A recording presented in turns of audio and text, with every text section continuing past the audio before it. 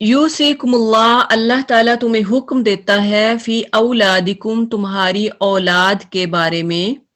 लिज़्ज़करि मिस्लु हज़्ज़िल उन्सयैन, एक मर्द का शेर दो औरतों के शेर के बराबर है।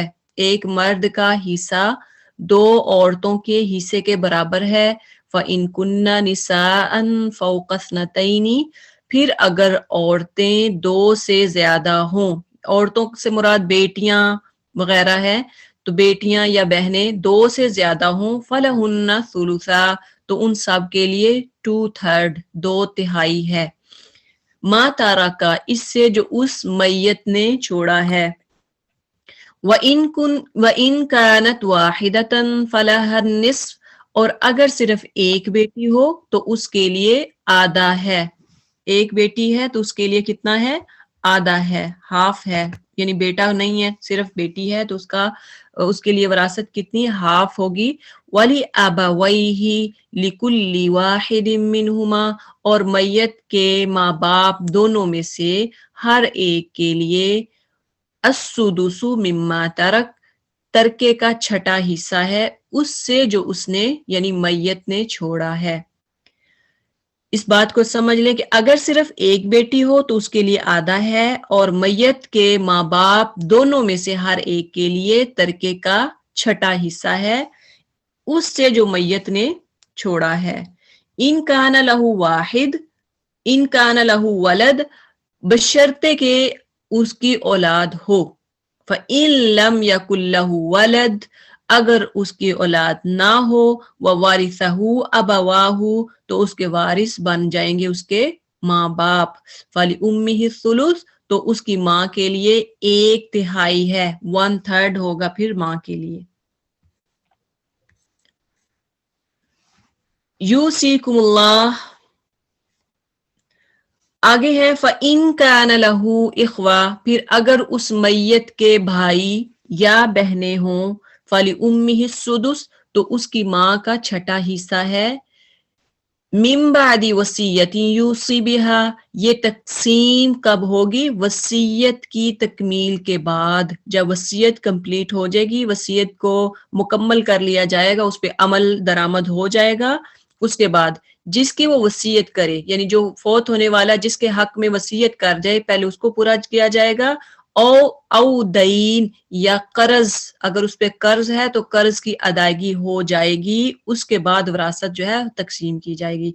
आबाउकुम व अबनाउकुम, तुम्हारे माँ बाप, तुम्हारी औलाद, तुम नहीं जानते, ला तदरूना, तुम नहीं जानते, अय्युहुम अक़रबु लकुम नफ़आ, तुम में से कौन ज्यादा करीब है नफा के लिहाज से। फरीदतम मिनल्लाह, यही से मुकर्रर किए हुए हैं अल्लाह की तरफ से। इन्नल्लाह कान अलीमन हकीमा, बेशक अल्लाह ताला सब कुछ जानने वाला, हिकमत वाला है। अब आते हैं इसकी तफसीर की तरफ। तो यूसिकुमुल्लाह, इसके बारे में आयत नंबर 11 जो है, अल्लाह ताला तुम्हारी औलाद के बारे में तुम्हें हुक्म फरमा रहा है कि वुरसा में क्या है? लिज़्ज़करी मिस्लु हज़्ज़िल उन्सयैन, कि लड़के के कितने हिस्से हैं लड़की के बराबर? लड़की के मुकाबले में लड़के के 2 हिस्से हैं लड़की के मुकाबले में, यानी मेल के 2 हिस्से हैं। अब कहा जाता है कि वुरसा में लड़की और लड़के दोनों होंगे तो फिर 2 हिस्से यानी मर्द को मिलेंगे। बशर्त क्या, शर्त क्या है, कंडीशन क्या है कि लड़के भी हों, मेल भी हों, फीमेल भी हों, उस वक्त हज़्ज़िल उन्सयैन पे अमल होगा कि 2 हिस्सों के बराबर लड़के को मिलेगा। तब फिर इस उसूल के मुताबिक तकसीम होगी, लड़के छोटे हों या बड़े, इसी तरह लड़कियां छोटी हों या बड़ी, सब वारिस होंगी। हत्ता के जो जनीन है, जनीन कहते हैं कि माँ के पेट में जो पल रहा है, प्रेग्नेंट है माँ, अभी माँ के पेट में बच्चा है, वो भी वारिस होगा। लेकिन इसमें वो वारिस, वो ऐसी औलाद जो काफिर होंगे, वो इसमें शामिल, उनको वरासत से दखल अंदाज, उसमें वरासत से उनको निकाल दिया जाएगा, वो वरासत में शामिल नहीं होंगे जो काफिर होंगे। बाकी जो है जो عام یعنی بیٹی بیٹے یا لڑکی لڑکا، تو اس کے مقابلے میں لڑکے کو کتنا ملے گا؟ ایک مرد کو 2 عورتوں کے برابر ملے گا. ٹھیک ہے. فَإِن كُنَّ نِسَاءً فَوْقَ اثْنَتَيْنِ، پھر اگر عورتیں 2 سے زیادہ ہیں، فَلَهُنَّ الثُّلُثَا، تو ان سب کے لیے حصہ کتنا ہوگا؟ 2/3 ہوگا. 2/3 حصہ ہوگا ما تارکا، جو میت نے چھوڑا ہے. میت مطلب ڈسیز جو ہے، اس نے جو چھوڑا ہے اس میں سے اس کو 2/3 حصہ ملے گا.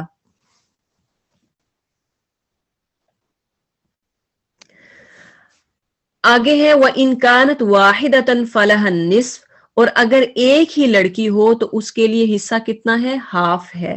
یعنی بیٹا کوئی نہ ہو تو مال کا 2/3 یعنی کل مال کے 3 حصے کر کے 2 حصے 2 سے زائد لڑکیوں کو دیے جائیں گے، اور اگر صرف 2 ہی لڑکیاں ہوں تب بھی انہیں 2/3 حصہ دیا جائے گا.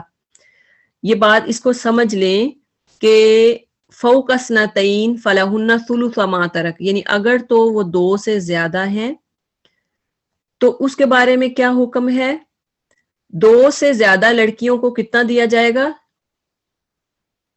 2 حصے دیے جائیں گے. 3 حصے کر کے 2 حصے ان کو دیے جائیں گے لڑکیوں کو. اگر صرف 2 ہی لڑکیاں ہوں تب بھی انہیں 2/3 میں سے ہی حصہ ملے گا، چاہے 2 ہوں یا 2 سے زیادہ ہوں تو ان کو کتنا حصہ ملے گا؟ 2/3 حصہ ان کو دیا جائے گا.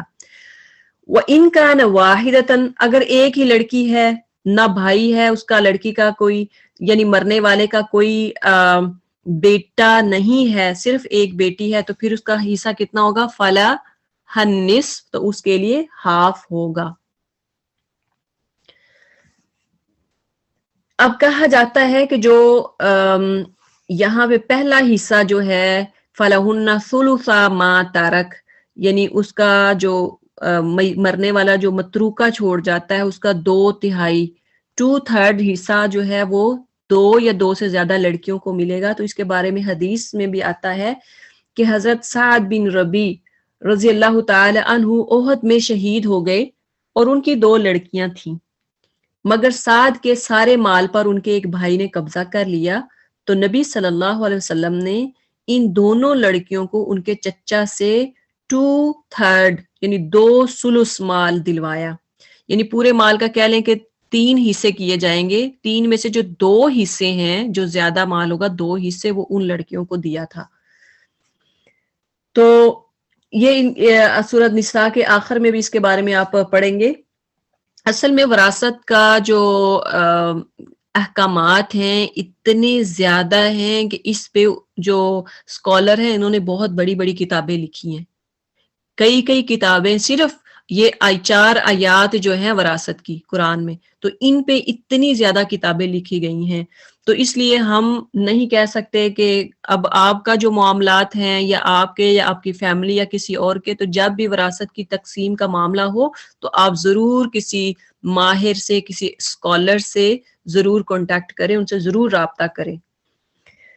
تو کیونکہ ہم اگر خود ہی اپنے عقل کے گھوڑے دوڑائیں کہ میں تو اتنا حصہ مجھے ملتا ہے یا اس کو اتنا ملتا ہے، تو بہتر ہے کہ آپ خود فیصلہ کرنے کی بجائے آپ کسی اسکالر سے کروائیں. آگے ہے والی آباویہ لکل واحد منہما السدس مما ترک ان کان لہ ولد، اگر تو بچے ہیں تو پھر والدین کو کتنا ملے گا؟ اس کے چھوڑے ہوئے مال کا حصہ اس کے مال کا 6واں حصہ ہے. اگر میت کی اولاد ہے، مرنے والے کی اگر اولاد ہے تو والدین کو کتنا ملے گا؟ 6 ملے گا، 6 حصہ ملے گا. تو اس کے بارے میں ماں باپ کے حصے کی 3 صورتیں بیان کی گئی ہیں. پہلی یہ کہ مرنے والے کی اگر اولاد بھی ہو تو مرنے والے کے ماں باپ میں سے ہر ایک کو ایک سدس ملے گا. سدس کہتے ہیں 6 کو، 6 حصے کو، یعنی باقی 2/3 مال اولاد پر تقسیم ہو جائے گی. اگر مرنے والے کی اولاد میں صرف ایک بیٹی ہو تو اس میں سے نصف اس بچی کو جائے گا. نصف مال یعنی 6 حصوں میں سے 3 حصے بیٹی کے ہوں گے اور 1/6 چھٹا حصہ ماں کو اور 1/6 باپ کو اور 1 پھر بھی بچ جائے گا، تو وہ جو بچا ہوا ہے وہ بھی باپ کو دیا جائے گا۔ اسبا کہتے ہیں کہ اب اس میں بھی یعنی ہوتا ہے کہ جب آپ تقسیم کر رہے ہیں تو جو وارث ہوتے ہیں نا اس میں مختلف حصے دار ہوتے ہیں، جیسے اسبا ہیں، اصحاب الفرائض ہیں، ذوی الارحام ہیں۔ تو اب اصحاب الفرائض سب سے ٹاپ پہ آتے ہیں۔ اصحاب الفرائض وہ ہیں جن کا حصہ مقرر کر دیا ہے، اللہ تعالیٰ نے قرآن میں اور حدیث میں مینشن کر دیا کہ اس کو اتنا ملے گا، جیسے بیٹی ایک ہے تو اس کو ہاف حصہ ملے گا، تو اسی طرح اگر ماں باپ ہیں تو کتنا حصہ، یہ سارا جو اللہ تعالیٰ نے بیان کر دیا ہے نا قرآن میں، تو اصحاب فرائض جن کا حصہ مقرر کر دیا گیا ہے۔ اسی طرح اسبات یا اسبات ایسے رشتہ دار کو کہا جاتا ہے جو فرائض یعنی جو اصحاب فرائض کے علاوہ ہیں، اصحاب فرائض کے جو علاوہ ہیں، جن کے حصے میراث میں مقرر نہیں ہیں۔ البتہ اصحاب فرائض سے جو بچتا ہے، جو قریبی رشتے، جو بالکل جیسے بیٹا بیٹی، بہن بھائی، ماں باپ کے علاوہ جو رشتے ہوتے ہیں جو ان سے بچتا ہے تو انہیں ملتا ہے، اگر اصحاب فرائض موجود نہ ہوں تو اسی طرح سے پھر آگے ان کی کئی کیٹیگریز ہیں، اسبا نسبی ہے، اسبا سببی ہے، اور ذوی الارحام قریبی رشتہ دار، جب کوئی بھی نہیں ہوتا پھر بیٹا بیٹی ماں باپ جس کا کچھ بھی نہیں ہوتا، پھر قریبی جو رشتہ دار ہیں نا ان کو حصہ دار مقرر کیا جاتا ہے۔ اس کی بہت زیادہ ڈیٹیل میں نہیں جائیں گے کیونکہ جو بہت اس میں ڈیٹیل ہے، تو انشاءاللہ اس میں ہم شارٹ ہی کریں گے تاکہ آپ کو سمجھ بھی آ جائے اور آپ سمجھ بھی لیں اس کو دھیان سے۔ آگے ہے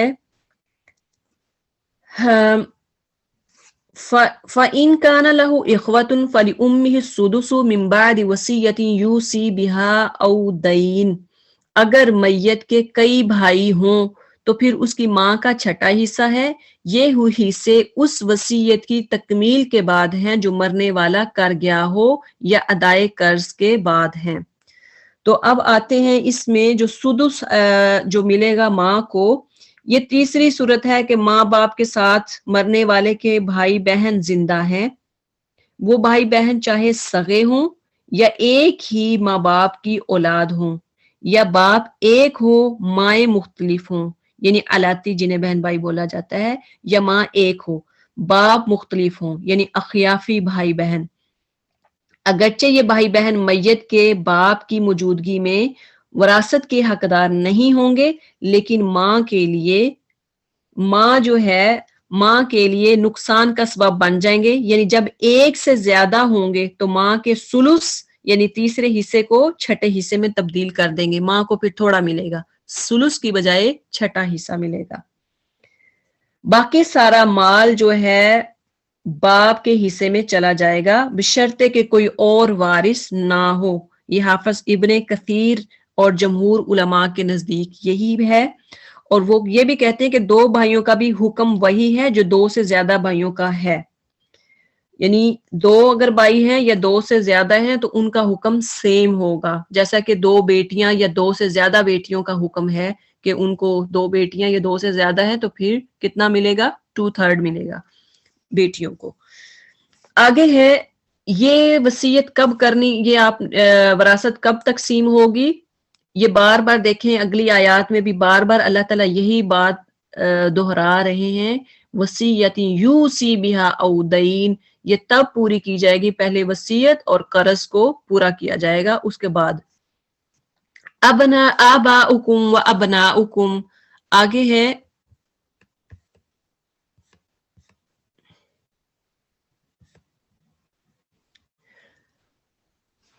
آباؤکم و ابناؤکم لا تدرون ایہم اقرب لکم نفعا، کہ تمہارے ماں باپ اور تمہاری اولاد نہیں تم سب جانتے ان میں سے کون زیادہ قریب ہے تمہارے لیے نفع کے لحاظ سے۔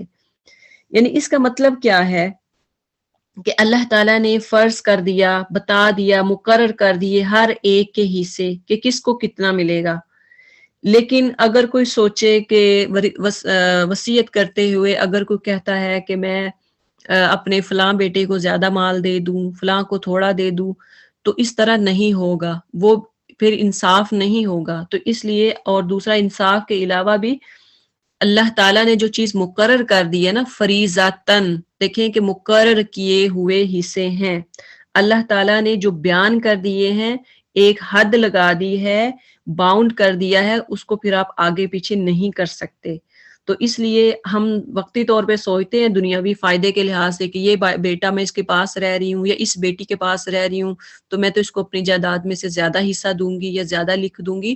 تو اللہ تعالیٰ زیادہ جانتے ہیں کہ آپ کو نفع کے لحاظ سے آپ کے لیے کون سی اولاد کون سی زیادہ بہتر ہے.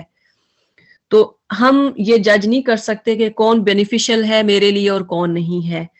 فریضۃ من اللہ، اور ساتھ ہی اللہ تعالیٰ نے فرمایا کہ یہ تم سمجھ لو کہ وراثت جو ہے یہ اللہ تعالیٰ نے سب پہ لکھ دی ہے، باؤنڈ کر دیا ہے، فرض کر دیا گیا ہے، اس کو آپ بدل نہیں سکتے. ان اللہ کان علیما حکیما، بے شک اللہ تعالیٰ علم رکھنے والا، حکمت والا ہے. اللہ بہترین حکمت جانتا ہے کہ کون اولاد ہمارے لیے زیادہ نفع مند ہے، بینیفیشل ہے، اور کون نہیں ہے. اس لیے ہم اپنی عقل کو نہیں لے کے آئیں گے اندر کہ یہ میرے لیے زیادہ فائدہ مند ہے اور یا میری بیٹی میں زیادہ فائدہ مند ہے. اللہ تعالیٰ بہتر جاننے والا ہے. اگلی آیت میں فرمایا وَلَكُمْ نِصْفُ مَا تَرَكَ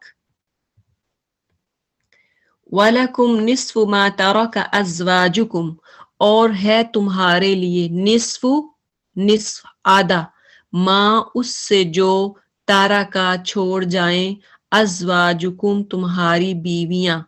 یعنی اب بیوی مرنے والی کون ہے؟ بیوی. میت کون ہے؟ بیوی ہے. تو اب تمہارے لیے کتنا حصہ ہے؟ نصف ہے. کس سے کہا جا رہا ہے؟ خامد سے کہا جا رہا ہے کہ تمہارے لیے کتنا حصہ ہے؟ ہاف ہے. شرط کیا ہے؟ ان لم یکن لہن ولد، اگر نہ ہو ان کی اولاد. یعنی اب میاں بیوی ہیں، اب بیوی فوت ہو گئی ہے تو ان کی اولاد کوئی نہیں ہے، بیوی کی وراثت ہے، وہ پیچھے مال اپنا چھوڑ گئی ہے، تو اس کا حصے دار کون ہوگا؟ بیوی زیورات چھوڑ گئی، بینک بیلنس چھوڑ گئی، یا کوئی اس کو ہو سکتا ہے اس کو کوئی پراپرٹی اس کے والدین کی وراثت اس کو ملی ہو، تو اب اس کے حصہ دار کون ہوگا؟ خامد ہوگا. اور خامد کو کتنا حصہ ملے گا؟ نصف حصہ ملے گا. شرط کیا ہے؟ کہ اولاد کوئی بھی نہیں ہے. آگے دیکھیں فَإِن كَانَ لَهُنَّ وَلَدٌ فَلَكُمُ الرُّبُعُ، بس اگر ہو ان کی اولاد، یعنی اس عورت سے اس کی اولاد ہو تو تمہارے لیے کتنا حصہ ہے؟ چوتھائی حصہ ہے. 1/4 حصہ آپ کو ملے گا، 4 حصہ ملے گا آپ کو، یعنی مرد کو. یہ مردوں کے بارے میں کہا جا رہا ہے، مردوں کو احکامات اس کے بارے میں دیے جا رہے ہیں. اب کہتے ہیں کہ اولاد کی عدم موجودگی میں بیٹے کی اولاد یعنی پوتے بھی اولاد کے حکم میں ہیں. اب اگر ہو سکتا ہے کہ جو بیوی فوت ہوئی ہے، اب اس کی اولاد یعنی بیٹی بیٹا تو نہیں ہے، لیکن ہو سکتا ہے وہ فوت ہوئے ہوں لیکن فوت ہو گئے ہوں، انہوں نے آگے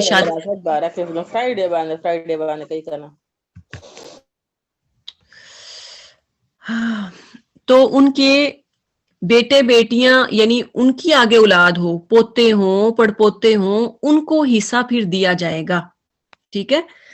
آگے ہے اولاد کی عدم موجودگی میں بیٹے کی اولاد یعنی بیٹے کی جو اولاد ہے، پوتے ہیں، اور یہ بھی اپنی اولاد کے حکم میں آتے ہیں. اس پر امت کے علماء کا اجماع ہے، تمام سکولر نے اس پہ اجماع کیا ہے. ان کی رائے یہی ہے کہ ان کو بھی حصہ دیا جائے گا، یعنی پوتے وغیرہ جو ہیں ان کو حصہ دیا جائے گا.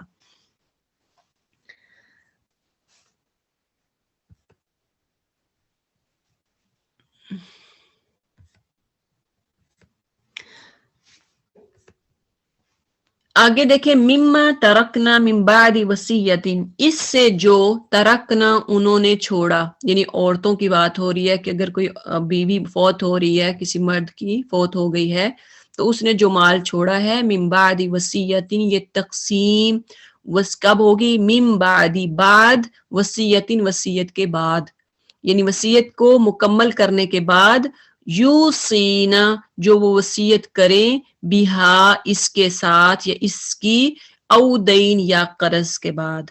تو یہ وصیت جو ہے پورا کرنے اور قرض کی ادائیگی کے بعد، یا اگر اس کے پہ قرض ہے تو پہلے قرض ادا ہوگا اور پھر وصیت پوری ہوگی، اور پھر کیا ہوگا، وہ وراثت کی تقسیم کی جائے گی۔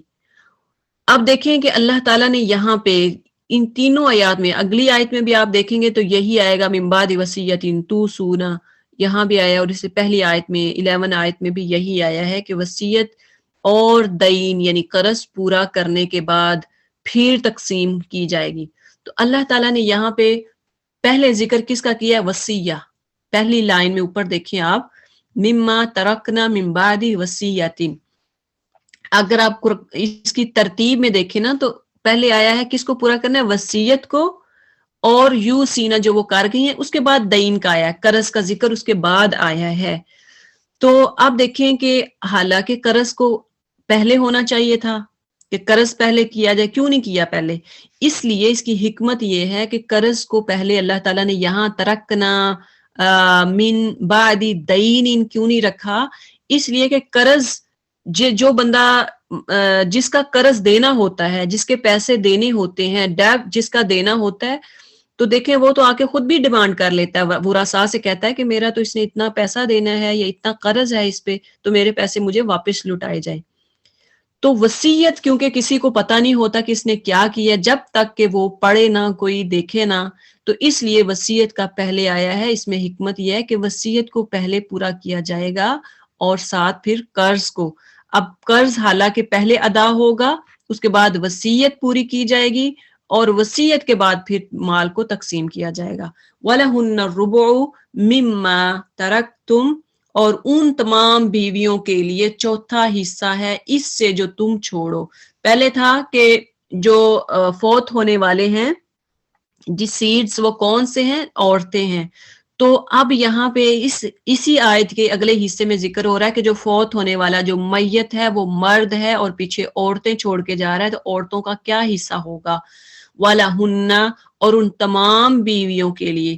اب دیکھیں اللہ تعالیٰ نے جگہ جگہ پہ عورتوں کی جمع کا ذکر کیا ہے، یعنی ایک عورت کے لیے تو آتا ہے وَلَهَا آنا تھا، ٹھیک ہے، تو یہاں پہ اللہ تعالیٰ نے ذکر کیا وَلَهُنَّ، ہننا ہم نے پڑھا ہے سب عورتوں کے لیے آتا ہے، تو جگہ جگہ پہ اللہ تعالیٰ نے ہا کا ذکر، ہننا کا ذکر کیا، عورتوں کی جمع کا ذکر کیا۔ تو دیکھیں عرب میں ایک سے زیادہ شادیاں کی جاتی تھیں، عرب میں صرف ایک ہی بیوی نہیں، زیادہ شادیاں کی جاتی تھی، جو ہم نے پہلے بھی آیت پڑھی کہ اس میں یہ انصاف کا کہا گیا ہے کہ 2 مثنا و ثلاثہ و رباع، 2 3 4، اگر کوئی انصاف نہیں کر سکتا دن واحدہ، پھر ایک ہے، ادروائز کتنی بیویاں؟ تو یہاں اسی لیے ذکر ہوا ہے کہ ایک مرد کے اگر 2 یا 3 یا 4 بیویاں ہیں تو یہاں پہ اس لیے جمع کا صیغہ آیا ہے۔ وَلَهُنَّ، اور ان تمام بیویوں کے لیے چوتھا حصہ ہے، الربع، ربع چوتھا حصہ، مما اس سے، ترکتم جو تم چھوڑ جاؤ، ان لم یکن لکم ولد، کب یہ شرط کب ہے؟ چوتھا حصہ کب ملے گا؟ جب ان کی اولاد نہیں ہے، جب تمہاری اولاد نہ ہوگی تب چوتھا حصہ ملے گا۔ اگر اولاد ہو، فَإِن كَانَ لَكُمْ وَلَدْ، اگر تمہارے لیے اولاد ہے، بیٹے بیٹیاں ہیں، فَلَهُنَّ الثُّمُنُ، تو پھر عورتوں کو کتنا حصہ ملے گا؟ 8واں حصہ ملے گا۔ فَلَهُنَّ، پھر ان کے لیے ہے الثُّمُنُ، 8واں حصہ، 8 جو اس کا شیئر ہے وہ اس کو دیا جائے گا۔ مما ترکتم، اس سے جو تم نے چھوڑا۔ تارا کا ہم نے پہلے پڑھا تھا، تارا کا، تو تارک اسی سے ہے، تم، کیونکہ یہ ساتھ ضمیر اس کے آ رہی ہے تو ضمیر کا مطلب ہے تم نے، یو، تو ترک تم نے جو چھوڑا ہے، من بعد وصیت، اب یہ بھی تقسیم کب ہوگی؟ یہ بھی وصیت کو پورا کرنے کے بعد، تو سونا جو تم سب وصیت کرو، بہا اس کی، او دین یا قرض کی ادائیگی کے بعد۔ یہاں بھی اب اس آیت میں بھی اللہ تعالیٰ کیا پھر کہہ رہے ہیں کہ وصیت کو پورا کرنا ہے، قرض کی ادائیگی کرنی ہے، اور اس کے بعد کیا کرنا ہے؟ وراثت کی پھر تقسیم ہوگی۔ وَإِن كَانَ رَجُلٌ، اور اگر ہو ایک مرد، یورث، جس کی وراثت تقسیم کی جا رہی ہو، کلالتن، وہ کلالہ. کلالہ کس کو کہتے ہیں؟ ایک کو کہتے ہیں، یعنی جس کا باپ اور بیٹے نہ ہوں، اولاد نہ ہو.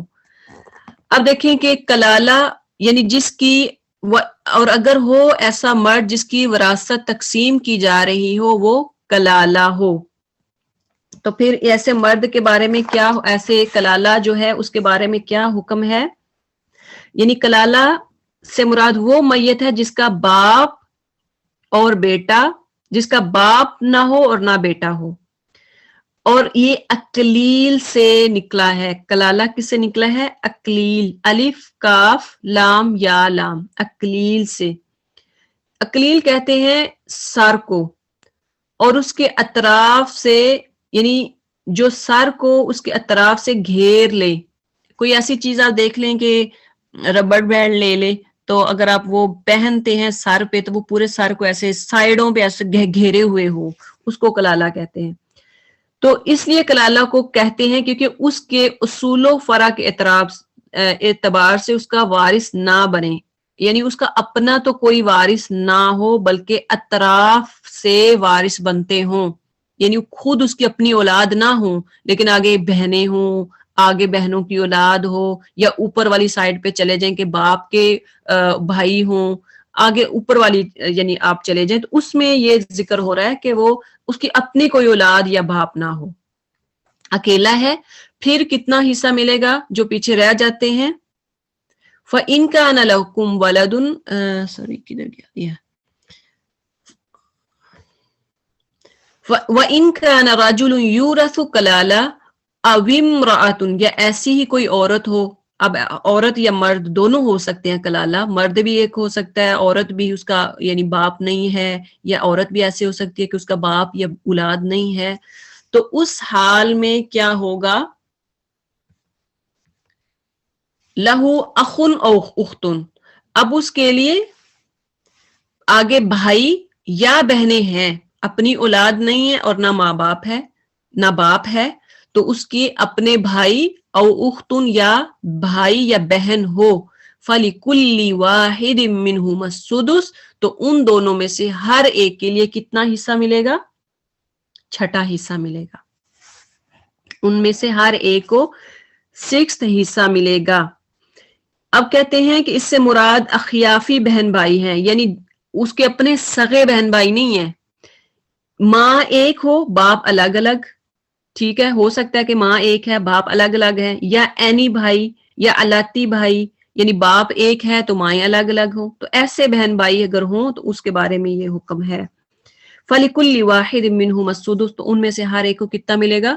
6 حصہ ملے گا. فَإِن كَانُوا أَكْثَرَ مِن ذَلِكَ، اگر وہ ایک سے زیادہ ہوں تو 1/3 میں شریک ہوں گے، یعنی 1/3 میں سب، چاہے 2 بھائی 6 یا بھائی 8 بھائی، سب کو 1/3 میں حصہ ملے گا، چاہے وہ تھوڑا آئے کتنا بھی آئے.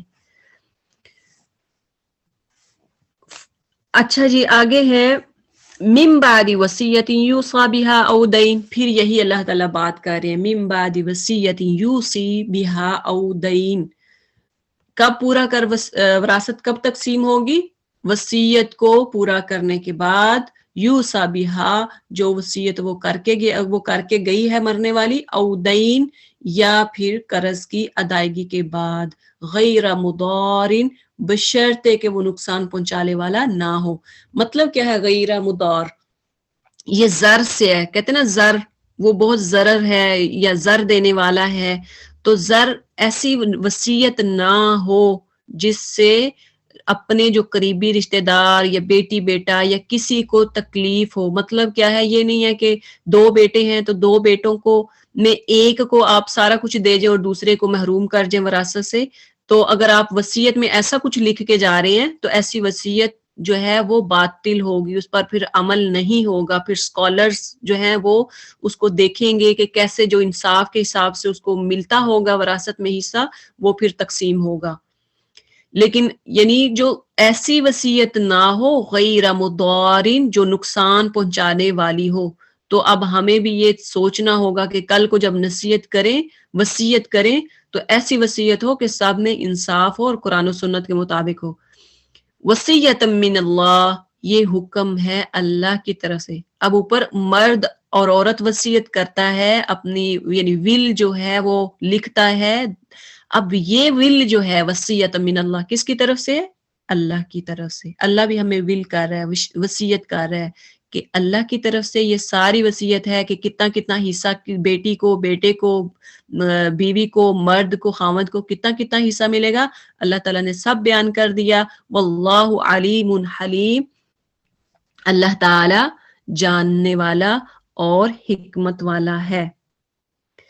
تلک حدود اللہ, آگے دیکھیں کہ اللہ تعالیٰ نے وراثت کی تقسیم بتانے کے بعد فرمایا تلک یہ حدود اللہ, اللہ کی حدیں ہیں, یہ اللہ کی باؤنڈز ہیں, اس لیے ان کو کراس نہیں کرنا, اس کی لمٹ کو کراس نہیں کریں گے. وَمَن يُطِعِ اللَّهَ وَرَسُولَهُ, ہاں جو کوئی یطیعی اطاعت سے ہے کہ جو کوئی اطاعت کرتا ہے اللہ کی, ورسولہ اور اس کے رسول کی, یدخلہ تو وہ داخل کیا جائے گا, اس کو داخل کیا جائے گا. ہو کی جو ضمیر ہے یہ اس کی طرف ہے جو اللہ کی اطاعت کرتا ہے اور رسول کی اطاعت کرتا ہے. تو ہو میں مرد اور عورتیں سب شامل ہو جاتے ہیں. اللہ تعالیٰ یہاں پہ ایک کہہ رہے ہیں کہ جو کوئی بھی اللہ اور اس کے رسول کی اطاعت کرتا ہے یدخلہ اس کو داخل کر دیا جائے گا, جنات کہاں پہ؟ ایسے باغوں میں, ایسی جنت میں, ایسی جنت میں تجری من تحتها الانہار, تجری بہتی ہوں گی, من تحتها ان کے نیچے سے, الانہار نہریں, یعنی ایسے باغات, ایسی جنت میں اس کو داخل کیا جائے گا جس کے نیچے نہریں چلتی ہوں گی, خالدین ہمیشہ اس میں رہیں گے, فیہا اس میں یعنی جنت میں, وذالک اور یہ الفوز العظیم بہت بڑی کامیابی ہے. فوز کامیابی کو کہتے ہیں, سکسیس, العظیم بہت بڑی. تو دیکھیں کہ کس کے لیے اگر کوئی کسی کو جنت مل جاتی ہے تو اللہ تعالیٰ کہہ رہے ہیں کہ اس کے لیے تو بڑی کامیابی ہے, وہ تو سب سے بڑا کامیاب ہے جس کو جنت ملتی ہے. تو کب ملے گی, کس کو ملے گی؟ جو اللہ اور اس کے رسول کی اطاعت کرے گا. دونوں کو لازم ملزوم ہے, اللہ کی اطاعت اور رسول صلی اللہ علیہ وسلم کی اطاعت, دونوں. اگر ایک بندہ کہتا ہے میں تو صرف قرآن پہ عمل کرتا ہوں اور حدیث کو میں تو نہیں مانتا, ایسا نہیں ہے.